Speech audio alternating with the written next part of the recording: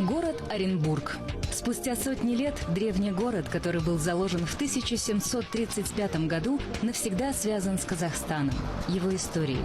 В 20-х годах прошлого века, в эпоху становления Советского Союза, Оренбург считался столицей Казахстана. Этот период датируется 1920-25 годами. С тех пор прошло достаточно времени, почти что век, но все осталось как прежде. И величественные здания города, свидетели времени, хранят память о тех днях. Особое место занимает это здание.